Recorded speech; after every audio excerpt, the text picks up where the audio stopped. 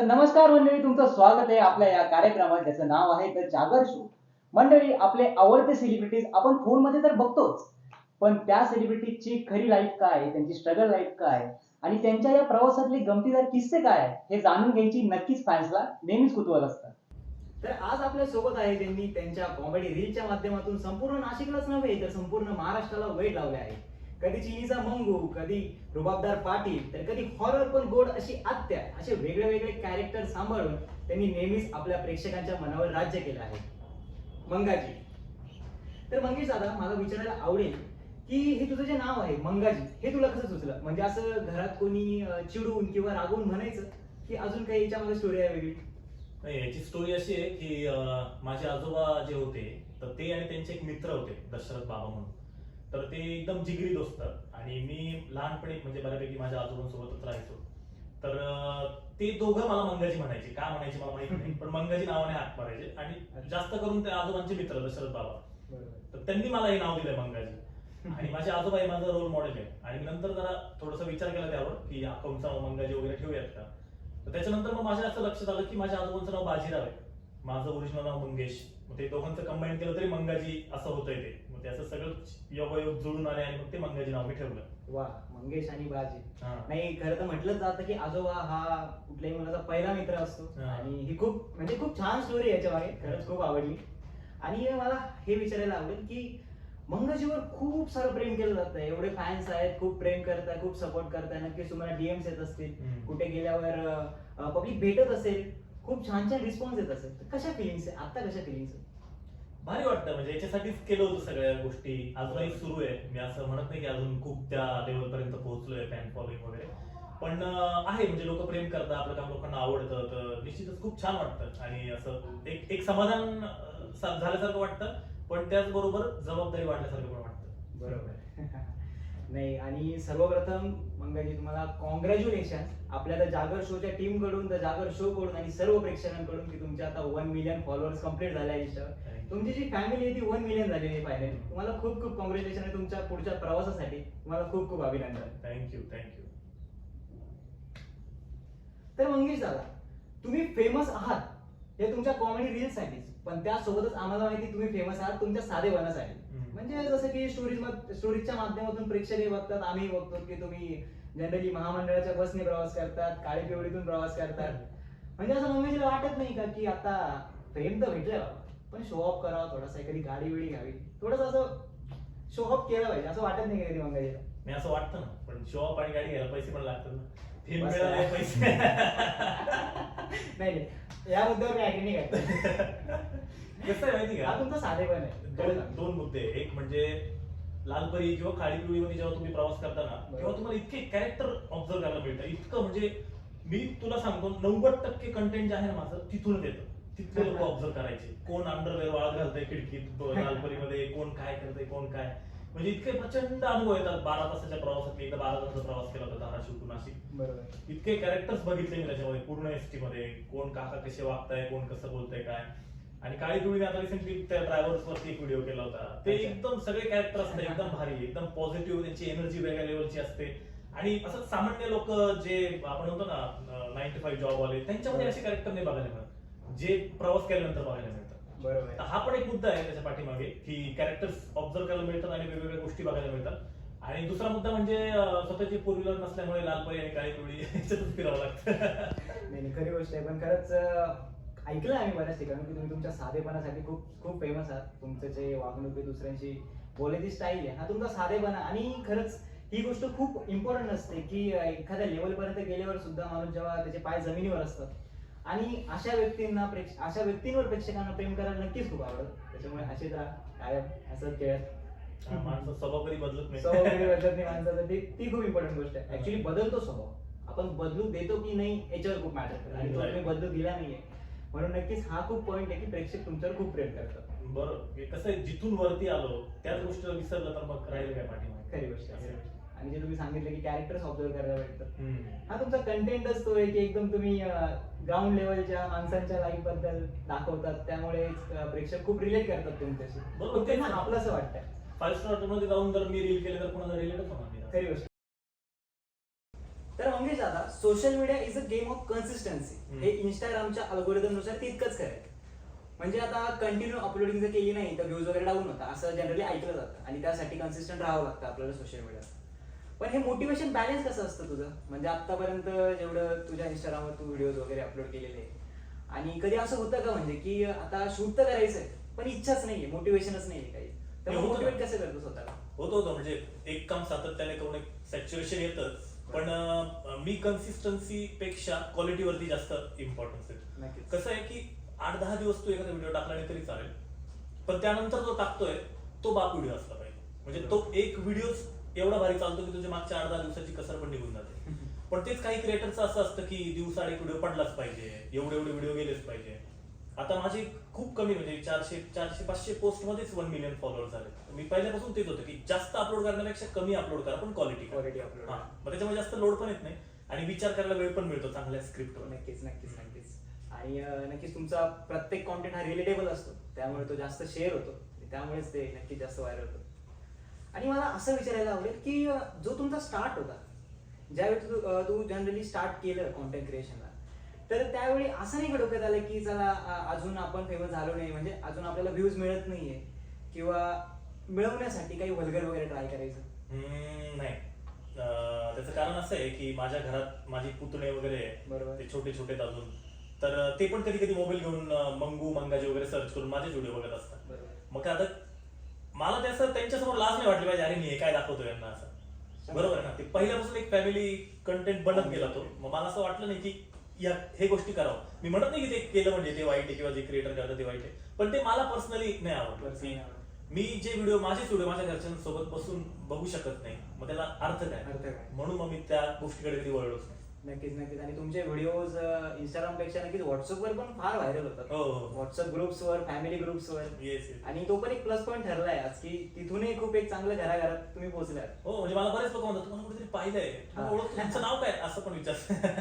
आणि ही जी फिलिंग असते, जो कोणी फॅन मुवमेंट भेटायची, म्हणजे स्पेशल फिलिंग काय असते? एखादी मुलगी येऊन भेटते तेव्हा की एखादा एजड कोणीतरी येऊन भेटते तेव्हा, या दोघांमध्ये स्पेशल फिलिंग कोणती? आता दोन्ही फिलिंग वेगवेगळे आहे. कम्पेअर कसं बरं ठीक आहे, असं कधी झालंय का एखादी मुलगी भेटली तुम्हाला असं की हा ठीक आहे मंगाजी ओळखलं, रिएक्शन कशा असतात तिच्या पण आणि तुमच्या पण? हा, म्हणजे काही ओरडतात, हा. काही किंचाळतात, असंही होतं कधी कधी. किंचाळतात. हा, कधी मास्क लावून फिरतो मी कधी कधी, तर हा. ते मास्क वरून पण ओळखतात. हा. तुमच्या चष्म्याच्या फ्रेम मधून ओळखलं, बरोबर. तुमच्या डोळ्यांवरून ओळखलं, कधी कधी तुमच्या आवाजावरून ओळखलं. बरोबर. मला एक जण भेटला होता हम्म. पुण्यात. तो आला, भेटला आणि म्हणे नमस्कार मंगाजी दादा, असं मी तुमचे व्हिडिओ बघतो हे ते. हा. मी त्याला म्हटलं अरे थँक्यू. मग त्यांनी 2-3 सेकंद बघितलं, तुम्ही डुप्लिकेट वागताय म्हणे आता. म्हटलं काय डुप्लिकेट? अरे मी मंगाजी डुप्लिकेट कसं काय? हा. तुम्ही व्हिडिओ मध्ये ओरिजिनल वागता म्हणे, तुम्ही आता हे जे बोलताय ना सगळे डुप्लिकेट वागताय. अरे म्हटलं मी आता ओरिजिनल आहे, मी व्हिडिओ मध्ये कॅरेक्टर मध्ये असतो. त्याला असं वाटलं की ते पाटील आणि त्याच भाषेत त्याच्याशी बोलावं, तसंच वागावं, असं त्याला असं तो हे करून आला होता. पण मग ते असंही कधी कधी होतं, कधी कधी फॅन्सला असं वाटतं की जे तुम्ही व्हिडिओ होते तसंच राहावं सगळीकडे, तेवढ्याच एनर्जीने तेवढेच जोक मारावे. ते शक्य नाही ना. शक्य नाही. हा. म्हणजे आता यशस्वी होण्याच्या पहिले आणि यशस्वी झाल्यानंतर काही बदल जाणवला किंवा काही वाईट अनुभव या प्रवासातले? नाही, वाईट तसं काही नाही. अजून तर मी स्वतःला यशस्वी तेवढं मानत नाही. म्हणजे आता हे कसं आहे की एका टप्प्यापर्यंत पोहोचायचंय, त्याचा हा पहिला टप्पा आहे आतापर्यंत की जो पार झालाय. त्याच्यामुळे असं मी स्वतःला असं वाटूनही घेत नाही एवढं काहीतरी यशस्वी झालोय. पण मग ठीक आहे, आपल्या कामाची प्रशंसा होते, लोकांपर्यंत पोहोचते, त्याचं समाधान आहे. असं नाही म्हणत की मी ते एन्जॉयच करत नाही, एन्जॉय करतो डेफिनेटली, पण आपलं लक्ष अजून खूप वरती आहे, तिथपर्यंत अजून बरंच पोहोचायचंय. नक्कीच नक्कीच. आणि बाकी काही नाही. आता नॉर्मली सगळ्यांच्याच आयुष्यात जे जाणारे लोक असतात ते जळतात, जे सपोर्ट करणार असतात ते करतात. ते बॅलन्स नेहमी होतच असतं. तुम्ही किती म्हणजे वरती जेवढे वरती जाल तेवढे जळणारे पण वाढतात, सपोर्ट करणारे पण वाढतात. तर त्याच्याकडे लक्ष न दिलेलंच बरं. हे जे तू रील्स वगैरे बनवतो, तर याची कन्सेप्ट, याची स्क्रिप्ट हे तू स्वतः करतोस की टीम वगैरे आहे? नाही, मी मोस्टली स्वतः करतो. कधी कधी मला असं डाऊट आलं की या कॉन्सेप्ट मध्ये हा काही मुद्दा आहे जो सेन्सिटिव्ह आहे थोडासा, किंवा याच्यात अजून काय डेव्हलप करू शकतो. तर माझी जी टीम आहे, राहुल झालं, निखिल झालं, भूषण माझा एक मित्र आहे, अनुप म्हणून माझा एक मित्र आहे, तर यांना मी पाठवत असतो. मग त्यांच्याकडून मी सजेशन घेत असतो. कधी खूपच सेन्सिटिव्ह असेल तर माझे काही पोलीस मित्र आहेत त्यांना पाठवत असतो, त्यांच्याकडून की काय टाकू का, तुम्ही पकडायला तर नाही येणार ना मला, काय वॉरंट निघेल का नाही, या गोष्टी मी त्यांना विचारत असतो. बरोबर. पण मोस्टली मला सुचत असतात तर मीच त्या डेव्हलप करत असतो. असं कधी झालंय एखाद्या कॉन्ट्रोवर्सी मध्ये अडकलाय अशा स्क्रिप्ट वगैरे म्हणजे व्हिडिओच्या मुळे? नाही अजून तरी नाही. काही काही असे मुद्दे जे मी उचलले ज्याच्यावरती काहींच्या निगेटिव्ह वगैरे कमेंट्स आल्या, बरोबर. पण मग ते पॉझिटिव्ह कमेंट्स खूप जास्त होत्या, निगेटिव्ह कमी होत्या, म्हणून मग मी त्याच्याकडे दुर्लक्ष केलं. हा निगेटिव्ह कमेंट्स असतातच म्हणजे 100% कोणीतरी वर चाललेला खाली घ्यायचं हो. काम असतं. दोन आणि टाईपचे लोक. प्रत्येक माणूस वेगळ्या प्रकारे विचार करतो एखाद्या व्हिडिओचा. कोण त्यातून पॉझिटिव्ह पॉईंट शोधतो, तर कोण असं शोधतो की कुठेतरी निगेटिव्ह पॉईंट असेल मग तो पकडायचा, त्याची कमेंट करायची. मग त्यांना फक्त काही ना टेन्शन पाहिजे असतं, काही तर कमेंट करून विसरून पण जातात मी याच्या व्हिडिओवर ही कमेंट केली, उगाच आपण त्याला टेन्शन घेत असतो, ते सोडून दिलं मी डायरेक्ट. बरोबर. कधी कोणत्या अनोळखी व्यक्तीने अचानक रस्त्यात मंगाजी किंवा पाटील असा काही आवाज दिलाय का? अरे बऱ्याच मग वेळेस. त्यावेळी प्रतिक्रिया काय असते तुझी? काय आता घाईत असेल तर लक्ष द्यायचं नाही. लक्ष द्यायचं नाही? हा, मग कधी कधी असा गाडीवरती हात करून द्यायचा वगैरे. अच्छा. आजच झालं माझ्यासोबत. हो. मी चाललो होतो, इथेच यायचं होतं, हा. माझ्या गाडीवरती चाललो होतो आणि पाठीमागून मला असा मंगाजी असा आवाज आला. मी फक्त असा हात वरती केला. म्हटलं आता पाठीमागे वळून बघू, परत ते थांबले, बोलले इकडे यायला उशीर झाला होता. बरोबर. तसं खूपदा होतं, बऱ्याचदा होतं. आणि बाईंचं असं होतच नक्की की आपण तर कालपर्यंत फोन मध्ये बघत होतो, अरे बापरे आज समोर त्यांना असं होतं की काय करून काय नको. हो हो, त्या होतं ना. क्षणाला काहींच्या ते अंगाचं कापड कापड वगैरे वगैरे. होतं. आणि ते लहान मुलांचं तर असं होतं, एक लहान मुलगी आमच्या नातेवाईकांमध्येच होती आमची, तर ती तिच्या घरच्यांना खूप मागे लागली. म्हणजे ती असं होतं, तिचं रोज रात्री माझे व्हिडिओ बघितल्याशिवाय जेवतच नव्हती. बापरे. एवढी ती मोठी हे होती. आणि मग ती मागे लागली, मला मंगाजीला भेटायचंय. मग ते एक दिवस स्पेशल वेळ काढून 25-30 किलोमीटर आले घरी. घरी आल्यानंतर त्या मुलीने माझ्याकडे बघितलं सुद्धा नाही. अरे बापरे. ती मला भेटायला आली होती खास, तिने माझ्याकडे बघितलं सुद्धा नाही. लाजली. हा, म्हणजे तिचं असं झालं की मोबाईल मध्ये बघते ना तोच ठीक आहे, समोर नको. काय बोलायचं हा, वाचन? काय बोलायचं ते कळतच नाही, बघितलंच नाही. जी रडायला लागली, फोटो सुद्धा काढला नाही तिने माझ्यासोबत. तिच्या आईवडिलांनी फोटो काढला आणि मग गेले घरी परत. मस्त आहे.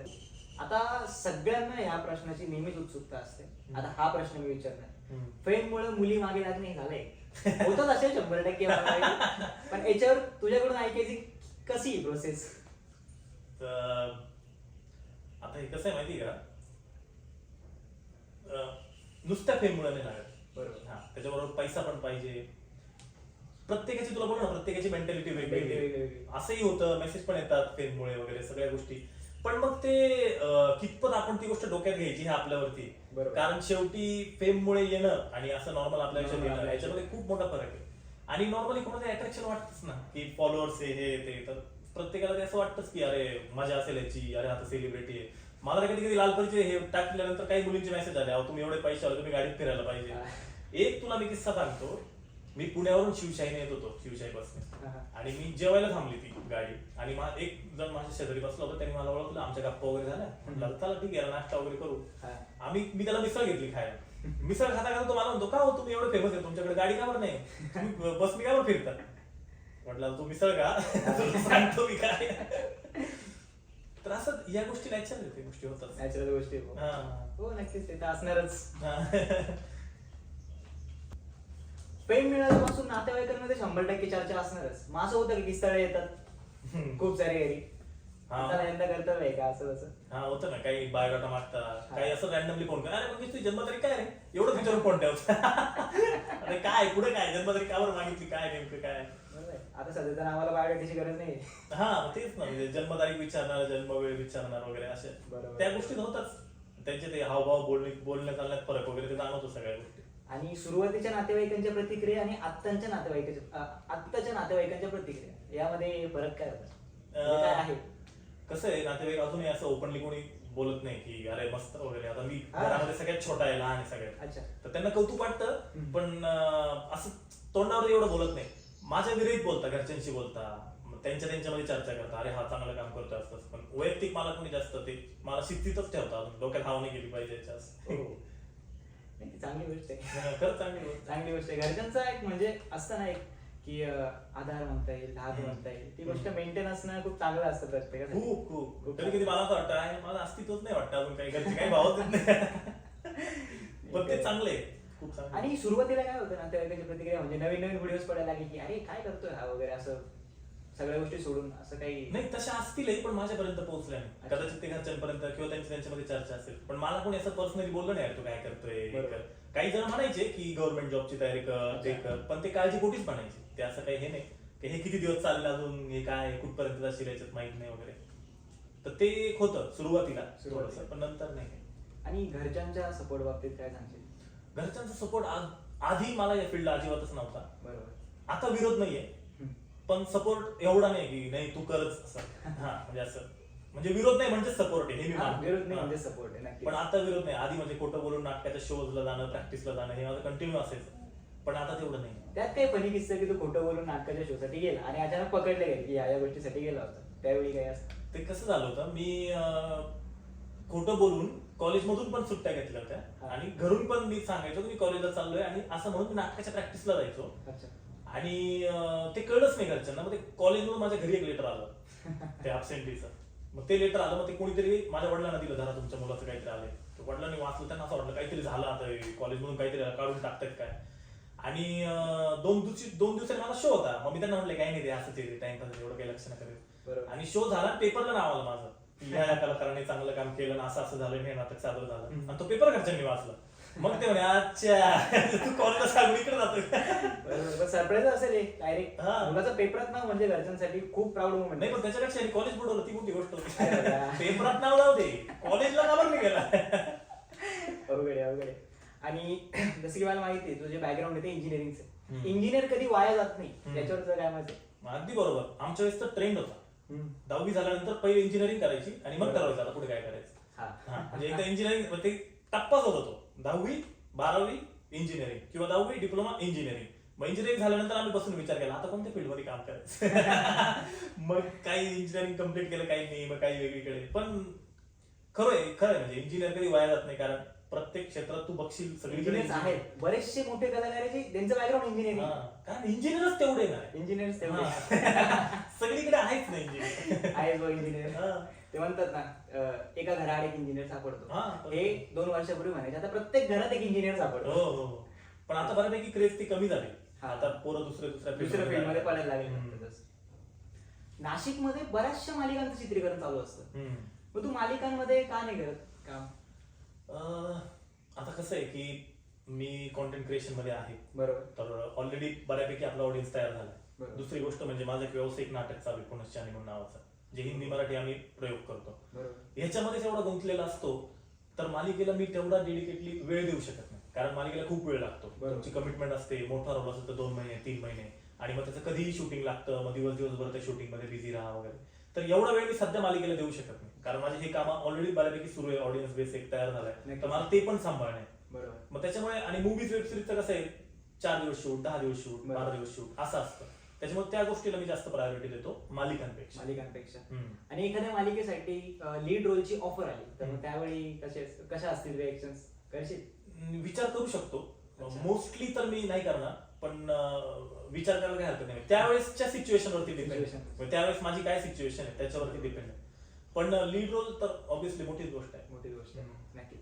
शेवटी काय जिथे ऍक्टिंग करायला मिळते ते करायचं. तिथे करायची. तेच कलाकाराचं नेमकं मोटिव्ह असते. हा बरोबर. जसं की आम्हाला माहिती आहे की अजूनही तू नाट्यशास्त्राचा अभ्यास करतोय, हम्म. तर आहे एक लेवल आयुष्यात की जिथून माणूस आता स्टेबल असू शकतो, हम्म. पण अजूनही ही शिकण्याची जी इच्छा आहे, शिकण्याची उमेद ही कशी निर्माण होते तुझ्यात? कसं आहे, मला आधीपासून नाटकाच्या क्षेत्रामध्ये काहीतरी शिक्षण घ्यायचं होतं. बरोबर. मी इंजिनिअरिंगला होतो तेव्हा पण माझं तेच चाललं होतं धडपड. मी NSD ची एंट्रन्स पण दिलेली, FTI ची एंट्रन्स पण दिलेली, पण तिथे माझं काही झालं नाही. तर मग मला असं वाटायचं नेहमी की यार नाटकाच्या क्षेत्रात ज्याच्यात काम करतो त्यातलं काहीतरी शिक्षण आपल्याकडे पाहिजे. वर्कशॉप वगैरे भरपूर केले मी. पण मग आता रिसेंटली मी थोडंसं फायनान्शियली पण थोडं स्टेबल झालो, माझ्याकडे वेळ पण होता जरा. मग त्याच्यामुळे मी आता नाट्यशास्त्रामध्ये मास्टर्स करतोय.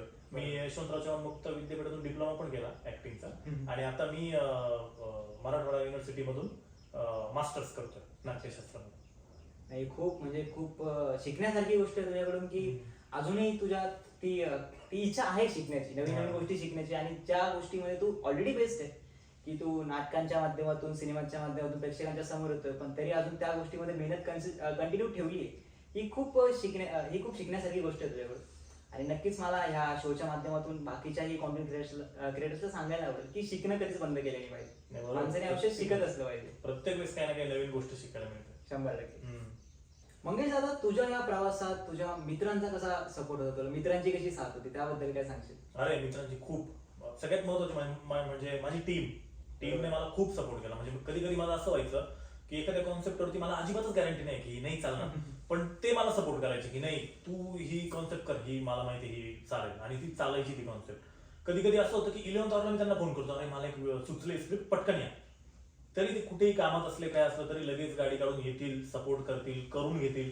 कधी कधी मी डिप्रेस असतो किंवा मला असं काही करू वाटत नाही तर ते माझ्याकडून सगळं करून घेतात. मित्रांचा खूप म्हणजे माझ्या टीमचा खूप सपोर्ट आहे. म्हणजे राहुल असेल, निखिल असेल, पूर्वांशे, अभिलाष शेख होता, म्हणजे अधूनमधून येत असतो तो पण, नक्कीच. अनुप आहे. तर खूप टीमचा खूप सपोर्ट आहे. आणि मित्रांचा म्हणशील तर त्यांना प्रचंड अभिमान आहे माझा, पण तोंडावरती अजिबात दाखवत नाही. हा नक्कीच. मित्र म्हणजे हेच आपलं एकदम रेग्युलर. हा एकदम रेग्युलर. इकडे तुझ्या आयुष्यात काही हो, तू तिकडे असशील, तिकडे हा. इकडे इकडे आल्यावर नाही. मग ते कॉलेजचे सगळे किस्से वगैरे तेच चालू असतं. शाळेतले मित्र अजून कॉन्टॅक्ट मध्ये, नाटकातल्या ग्रुप मधले काही कॉन्टॅक्ट मध्ये. नक्कीच. मित्र नेहमी सपोर्टिव्ह असतात, मित्रांचा काहीच प्रॉब्लेम. आणि ही जी तुझी टीम आहे जसं की तू सांगितलं, ही आता सोबत आली की आधीपासून फर्स्ट डे पासून सोबत आहे? नाही, फर्स्ट डे पासून नव्हती सोबत, कारण तेव्हा एवढं मोठ्या लेवलवरती मी करत पण नव्हतो. बरोबर. तेव्हा माझा एक मित्र होता विशाल, आमच्या ऑफिसचा होता तो. तर तो आणि मी, आम्ही दोघं मिळून करायचो. आणि मग त्याच्यानंतर हळूहळू राहुल जॉईन झाला, मग निखिल जॉईन झाला, मग त्याच्यानंतर पूर्वांश, मग अभिलाष, मग असे एक एक जॉईन होत गेले. आता जवळपास ते 2-3 वर्षापासून आहे सोबत. बरं, ही एक झाली मित्रांच्या बाबतीतली एक बाजू. आता आपण दुसऱ्या बाजूवर चर्चा करूया. म्हणजे असं कधी झालंय की मित्र बोलले की नाही तू फेमस झाला, तुझा ऍटिट्यूड आलाय, तू आता बोलत नाही, तुझ्या इगो आलाय वगैरे, असं कोणी बोलतंय का? एकच मित्र बोलतो, माहित नाही त्याला काय प्रॉब्लेम. जवळचा मित्र. हा जवळचा आहे, तेवढा एकच बोलतो. बरं असं नाही, मी स्वतः त्याशी बोलतो, तो माझ्याशी बोलत नाही. आणि तो बाकीच्यांना सांगतो मंग्या बदलून गेला रे, आता मंग्या हे झाला रे. तो मलाच कळत नाही, बाकीच्या मला सांगतो तू काय बदलला रे, म्हणे काय बदललं रे, तू केलं काय. त्याला विचारावं लागेल तुला काय पर्सनल काही गोष्ट काय तुझी एखादी गर्लफ्रेंड जी माझ्याकडे आली तेच ना, त्यांच्या पर्सनल चॅटिंग मध्ये तुमचा विषय निघतो. हा बहुतेक त्याची गर्लफ्रेंड माझी फॅन असेल वगैरे असं असंच काहीतरी. काहीतरी. तेच लडकी के लिए दोस्त बदल गए. विचारावं लागेल त्याला. विचारावं लागेल. तेवढा एकटाच आहे, बाकी नाही कोणी काय. नाही ना, आता या एपिसोडच्या माध्यमातून तर कळलंच त्यांना की तसा काही प्रॉब्लेम नाहीये बॉस. बघू ना, आय होप त्याने बघितलं, त्याला विचारलं काय काय प्रॉब्लेम आहे, कसं काय बदललं, मी आहो तसंच आहे मी, तुला काय. तेच ना. आणि नाही नक्कीच जर असेल गर्लफ्रेंडचं वगैरे तसं काही तर सांगून द्या, एकदा ते ताई म्हणून देतील ना त्यांना. मी एकदा आत्ता ताई- बोलतो. रक्षाबंधनी जवळच आहे. हा, असं राखी बोलतो. बांधणं म्हणून द्या. राखी बांधायला घेऊन ये बाबा, जे काय असेल ते मिटून टाक, कशाला इगोमुळे आता काय किती भांडायचं, कसं काय? काय करायचंय तेवढं लक्षात राहू दे, बघत असेल. बरोबर आहे. आता मला असं वाटतं हे बघितल्यानंतर तो आता माझ्याशी बोलणारच नाही कधी. बापरे. हा जास्त मोठा विषय होता. हा, मी नाव नाही घेतलं बघ तुझं. कला क्षेत्राव्यतिरिक्त आपण या देशाचे एक जबाबदार नागरिक आहोत, म्हणून राजकारण आणि समाजकारण याकडे तू कसा बघतोस? मी माझ्या काही रील्स मधून त्याच्यावर भाष्य करत असतो. जो विषय मला असं वाटलं की याच्यावर बोललं पाहिजे किंवा हा विषय लोकांसमोर मांडला पाहिजे ते मी मांडत असतो. म्हणजे माझे बरेच मध्ये म्हणजे अजूनही मी सामाजिक विषयावरती भाष्य करणारे व्हिडिओ करतोच, आणि केलेच पाहिजे. मला असं वाटतं की लोक जर तुम्हाला फॉलो करतात तर मग एक आपलं कर्तव्य आहे की आपण कॉमेडीच्या बरोबरच थोडंफार काहीतरी आपल्यातून लोकांच्या वागण्यामध्ये बदल झाला तर खूप मोठी गोष्ट आहे ती. एक चांगला संदेश पोहोचवला पाहिजे, नेहमी पोहोचवलं पाहिजे, किंवा एखादी परिस्थिती लोकांसमोर मांडली पाहिजे, अरे अशी परिस्थिती आहे, किंवा अशा दृष्टीने सुद्धा तुम्ही विचार करा.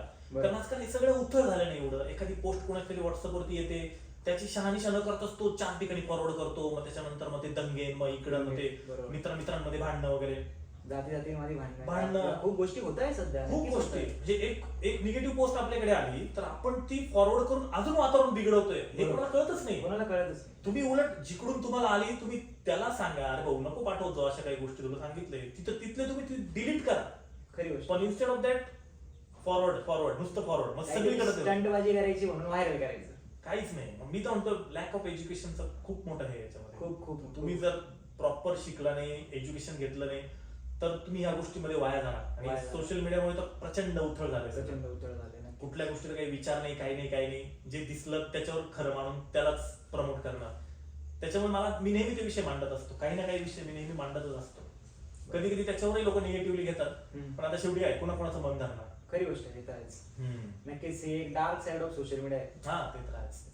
आणि बऱ्याचदा नव्या क्रिएटरच्या बाबतीत असं होतं, म्हणजे की अचानकच 10K 20K फॉलोअर झाले, त्यांना असं वाटतं की ठीक आहे आपण एका लेवलला गेलोय, मग ते मुलं शिक्षण पण सोडून द्यायच्या याच्यावर येतं की आता चला आम्ही शिक्षण सोडतो, आता मला याच्यातच करिअर करायचं. यांच्यासाठी तू काय सांगशील की ही स्टेप घेतली पाहिजे की नाही घेतली पाहिजे? हे कसं आहे की प्रत्येकाने ना त्याचं पोटेन्शियल ओळखलं पाहिजे. बरोबर. 10K 20K हे तुझं टार्गेट आहे का? बरोबर. किंवा 10K 20K म्हणजे खूप मोठी गोष्ट आहे का अचीव्ह केलेली? ते म्हणजे आता पहिली गोष्ट त्याचं टार्गेटच जर 50K असेल लाईकचं, तर मग 10K 20K म्हणजे त्याने ऑलरेडी खूप जिंकलंय. बरोबर. पण जर तुझं टार्गेट खूप वरचं आहे आणि तू जर 10K मध्येच खुश झालाय, एकदमच आता काय एकदमच भारी काम झालं, मग त्याला काय अर्थ नाही. खरी गोष्ट. नाही, मला असं म्हणायचंय की असं बऱ्याचदा होतंय आणि आत्ताच्या कंडिशनला खूप होतंय की मुलं असं करतात की त्यांना थोडंसं फेम भेटलं की ते असं समजतात की ही आपलं आयुष्य आहे आणि ते पूर्णतः डिपेंड होऊन जातं त्या गोष्टी. आणि वेळ अशी येते की ते स्वतःचं शिक्षण सोडायला पण तयार होऊन जातं घरच्यांना कन्व्हिन्स करून की मी आता माझं एज्युकेशन ड्रॉप करतोय, माझा जो पूर्ण वेळ असेल तो या कामासाठी आहे. तर हे जे पाऊल ते मुलं उचलतात हे बरोबर आहे की चुकीचं आहे?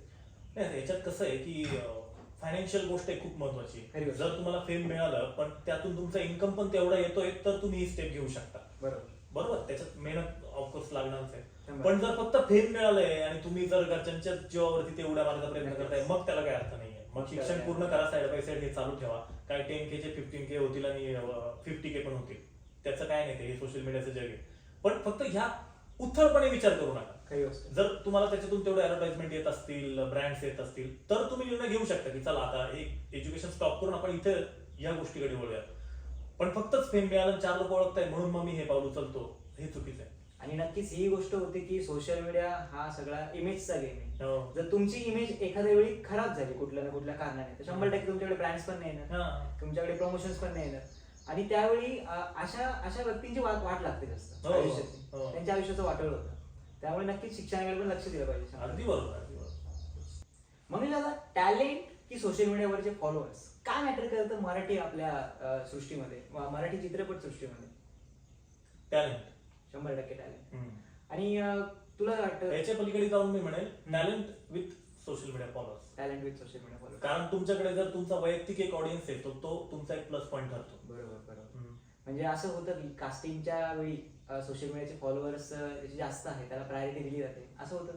नाही, होतं, पण कसं आहे की त्याच्यामध्ये टॅलेंट पण असतं. टॅलेंट पण हा, असतं. आता कधी कधी असं होतं क्वचित एखाद्या प्रोजेक्टला की एखाद्याचे फक्त सोशल मीडिया फॉलोअर्स बघून त्याला घेतलं जातं, पण नंतर कळतं त्यांनाच की तो ऍक्टिंग करताना किती माती खातो, मग त्यांना पस्तावा होतो नंतर. जनरली मुलींच्या संदर्भात असते ही गोष्ट की खूप सारे सोशल मीडिया फॉलोअर्स असतात, ऍक्च्युअली त्यांचे टॅलेंट नसतं, एक काहीतरी विचित्र वेड्या वाकड्या गोष्टी करून ते फॉलोअर्स वगैरे मिळवतात.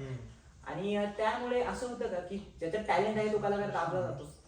आता कसं आहे, प्रत्येक रोलची काही डिमांड आहे. बरोबर. एखाद्या रोलची डिमांडच जर वेडेवाकडे चाळे करायची असेल तर ऑब्व्हियसली त्यांनाच प्रेफरन्स देतील ना, जे त्याच्यामध्ये माहिती आहे त्यांना. बरोबर. पण एखाद्या कॅरेक्टरची डिमांड आहे की ऍक्टिंगच पाहिजे, एकदम प्रॉपर पाहिजे, मग त्याला कोणताच डिरेक्टर ती रिस्क घेतच नाही. रिस्क घेतच नाही. मग तेव्हा तो ऍक्टरच शोधतो. ते प्रत्येक कॅरेक्टरवरती डिपेंड आहे, बरोबर. पिक्चरवरती डिपेंड आहे. तुमच्या पिक्चरचा फॉर्मॅट काय आहे, जर पूर्ण एंटरटेनमेंट असेल तर ऑब्व्हियसली तुम्हाला त्याच गोष्टीसाठी लोक बघतील तो. नक्कीच. पण जर आर्टिस्टिक सिनेमा आहे किंवा ऍक्टिंग ओरिएंटेड सिनेमा आहे तर मग तुम्हाला ऍक्टर्सच घ्यावे लागतील. हे टोटली त्या सिनेमाच्या टाईपवर, त्या डिरेक्टरच्या टाईपवर डिपेंड आहे. जेव्हा तू पदार्पण केलं शॉर्ट फिल्मसाठी, फिल्मसाठी किंवा नाटकासाठी, तर एक डार्क साईड कुठली अशी जाणवली तुला की ही गोष्ट खटकते की ही गोष्ट नसली पाहिजे ऍक्च्युअली सगळ्याच गोष्टी इंडस्ट्रीमध्ये, फिल्म इंडस्ट्रीमध्ये मराठी? ह्याच्यात कसं आहे ना की ह्या फील्डमध्ये जास्त करून मेंटल हेल्थ खूप इम्पॉर्टंट आहे. बरोबर. म्हणजे जेवढं तुम्हाला फेम डोक्यात, म्हणजे फेम ऍक्सेप्ट करता आलं पाहिजे, तेवढंच फेल्युअर पण ऍक्सेप्ट करता आलं पाहिजे. आणि ही गोष्ट होत नाही इंडस्ट्रीमध्ये बऱ्यापैकी ठिकाणी. मग म्हणून लोक व्यसनाच्या आहारी जातात, म्हणून डिप्रेशनचा शिकार होतात. बरोबर. तर ही एक गोष्ट खूप आहे की मेंटल हेल्थ ही सगळ्यांनी, म्हणजे जसं की स्पोर्टमध्ये क्रिकेटर आपण म्हणतो की लास्ट ओव्हरला 16 रन पाहिजे, तरी हार्दिक पांड्याने एवढं कूल राहून कशी काय ओव्हर टाकली, तर त्याची मेंटल हेल्थ तेवढी स्ट्रॉंग आहे म्हणून तो ते करू शकला. तसं ह्या फील्डमध्ये मेंटल हेल्थचा खूप मोठा भाग आहे. कारण तू कित्येक मोठमोठे ऍक्टर बघ जे डिप्रेशन आणि ह्या गोष्टीचा शिकार झाले. नक्कीच. मेंटल हेल्थ म्हणजे आज आहे उद्या नाही परवा आहे हे तुम्हाला मान्यच करावं लागेल, त्याच्यानंतरच तुम्ही इंडस्ट्रीमध्ये या. मी तर तेच म्हणतो, टॅलेंट कमी असेल तर जाऊ द्या, तुम्ही मेंटली किती स्ट्रॉंग आहे असाल तरच या, नाही तर नाही. मगाशी तू आता म्हणालास की मित्रांनी तुला फार सपोर्ट केला आणि मित्रांचं तुझ्या थ्रू आउट द जर्नी पूर्ण प्रवासात खूप एक चांगला म्हणजे खूप चांगला सपोर्ट राहिला. तर आता तू त्या लेवल पर्यंत गेलाय का की जिथे तुझ्याकडे आता फेम तर आहे, तू फेमस आहेस, तर मग आता जर कोणी असा व्यक्ती आहे जो नवीन या क्षेत्रात पदार्पण करतोय तर त्याला तू सपोर्ट करशील का? हो नक्कीच, मी नेहमीच करतो. मला बरेच आता नाशिकचे पण काही क्रिएटर्स आहेत जे आता त्यांनी सुरू केलं, ते माझ्याकडे येऊन बसतात, दादा काय करू, पुढे कसं करू, ही स्क्रिप्ट डोक्यात आहे, युट्यूबचं असं डोक्यात आहे. मी सगळ्यांना फोनवरती कधी भेटून सगळ्यांना बोलत असतो. आणि ऑब्व्हियसली ते बोलायलाच पाहिजे, सांगायलाच पाहिजे. त्याही पलीकडे जाऊन शेवटी मी काय करू शकतो, मी फक्त सांगू शकतो. बरोबर. करायचं त्यांना आहे. म्हणजे मी पण जेव्हा मी नवीन होतो तर मला मित्रांनी सपोर्ट केला, पण मित्र कॅमेरा घेऊन आले नाही की तू ऍक्टिंग करा मी शूट करतो किंवा तू हे कर. मी फक्त जायचो, मेंटली त्यांचा सपोर्ट घ्यायचो, पण शेवटी जे काय करायचं ते मलाच करायचं, ते मीच केलं. बरोबर. त्याच्यामुळे तुम्ही किती दुसरं कोणी तुम्हाला सांगितलं, किती सांगितलं तरी जे करायचंय ते तुम्हाला करायचंय. त्यांचा सपोर्ट ऑब्व्हियसली असतोच. आणि मी प्रत्येकाला सांगतो की असं कर, तसं कर, ही स्क्रिप्ट कर, कन्सिस्टन्सी अशी ठेव, युट्यूबचं असं बघ, पण शेवटी करायचं त्यांना आहे. करायचं नाही. शेवटी आपलं आपल्यालाच करायला लागतं. किती सपोर्ट आपण म्हणलं तरी आपलं आपल्यालाच करावं आपल्यालाच लागतं. करावं. नाही, नक्कीच खरी गोष्ट आहे ती. आणि आता माझा क्वेश्चन आहे तो मंगईच्या पर्सनल लाईफवर. म्हणजे नक्कीच सगळ्या मुलींचा हाच क्वेश्चन आहे तुझ्याकडे, की मंगईच्या पर्सनल लाईफ मध्ये मंगईची कुणी गर्लफ्रेंड आहे का? काही कोणाचा प्रश्न नाही. आहे बरं, जरींचा प्रश्न आहे हा. नक्कीच नाही नाही नाही. किंवा कोणी आवडत वगैरे असं आहे? आवडतं, भरपूर आवडतं. हे भारी. ते दुरून डोंगर साजरा म्हणतात ना, तसं. लांबूनच नमस्कार. खूप चटके सोचले आता या बापरे. आयुष्याच्या ह्या वळणावरती येऊन पुन्हा चटके सोसायचे, म्हणजे अख्खं आयुष्य चटक्यांमध्ये जाईल आता. हे भारी होतं, खूप चटके सोचले. त्याच्यामुळे ते नको. म्हणून तुला मागाशी म्हणलं, तू फेम असू दे, पैसा असू दे, काही असू दे, शेवटी ज्याला जायचंय ना तो जातोच. आणि मुलींचं असं आहे ना, म्हणजे 90% मुलींचं असं आहे की जे समजून घेणारी मुलं असतात ना त्यांना त्यांच्याकडून समजून घ्यायचं नसतं. बरोबर. पण जे समजून न घेणारी मुलं असतात, टॉक्सिक मुलं असतात, मुलींना असं वाटतं यांनी आपल्याला समजून घेतलं पाहिजे. ह्याच्यामुळे होतं काय, जे समजून घेणारे मुलं आहे ना त्यांचं मग असं होतं. फार मोठा प्रश्न आहे. पण तुझे बोललो ना की चटके सोचले, आता मला माहितीये की ज्यांनी तुला चटके दिले ते आता चटके सोचत असतील 100%. काही नाही रे, असं काही होतं, नसतं. direct काय यार असं वाटत असेल ना जनरली, अरे लॉटरी गेली हातातून. होत असं हे बघ, मी असा विचार करतो, एखादा आपल्या आयुष्यातून गेलं ना तर ऑब्व्हियसली चांगलंच व्हावं. आणि माणूस कुठेही जाऊ दे, माणसाचा स्वभाव आहे की माणूस ना त्याचा कम्फर्ट झोन शोधून घेतो कुठेतरी, कॉम्प्रोमाइज खूप करतो आयुष्यात. आणि ते स्वतःच्या मनातच पटवून देतो, ठीक आहे ना, तो आता एवढा मोठा झाला, तो आता आपल्याला भाव पण दिला नसता, जो आहे ना तो बरोबर आहे. हेच सगळीकडे चालतं. कोणीच असं नाही की अरे तो माझ्या आयुष्यातून गेला. कोणी नाही असं. सगळे त्याचा कम्फर्ट झोन शोधतात. माणूस ती जमातच अशी आहे ना की ती कम्फर्ट झोन साठीच जन्माला आलेली आहे. त्याच्यामुळे ते तसं नाही काही कोणाला असा खूप पश्चाताप होत असेल असं काही नाही. आता हा ठीक आहे, पण तरी होत असेल. तुला कसं काय मला माहिती, कोणाला थोडी सांगणार. लय पश्चाताप होतोय, तू मोठा झाला. अचानक असं संध्याकाळी बसलेली अशी अचानक रील आली, अरे बापरे काय झाले, मोठी गोष्ट गेली आता. होतं माणसाचा हा पण स्वभाव आहे की वाटतो बच्चा कुठे ना कुठे, कितीही समोर काही असलं ना वाटतं अरे हा जी लाईफ जगतो ना ती खूप छान आहे. असं 100% होत असेल कुठे. दुसऱ्याची लाईफ आपल्याला चांगलीच वाटते आपल्याला. हा, तो एक पॉइंट असतो. तर मंडळी, आजचे आपले पाहुणे नाशिकचे तसेच महाराष्ट्राचे सुप्रसिद्ध कॉन्टेंट क्रिएटर मंगाजी उर्फ मंगेश काकड उर्फ मंगाजी. तर यांच्याशी मारलेल्या गप्पा आपल्याला आज नक्कीच आवडल्या असतील. तर मंगेश दादा, सर्वप्रथम तुमचं खूप खूप आभार की तुम्ही आपल्या द जागर शोला आलात, तुमच्या वेळात वेळ काढून आलात. त्याच्यामुळे मी द जागर शो कडून आणि प्रेक्षकांकडून तुमचे खूप खूप आभार मानतो. धन्यवाद. सगळ्यात पहिले तुमच्या सगळ्यांचे आभार, जागरच्या पूर्ण टीमचे आभार. तुम्ही मला इथे बोलवलं आणि गप्पा मारायला मला म्हणजे संधी दिली, त्याबद्दल तुमच्या सगळ्यांचे खूप आभार. आणि प्रेक्षकांचे खूप आभार ज्यांनी आपल्या सगळ्या गप्पा सहन केल्या.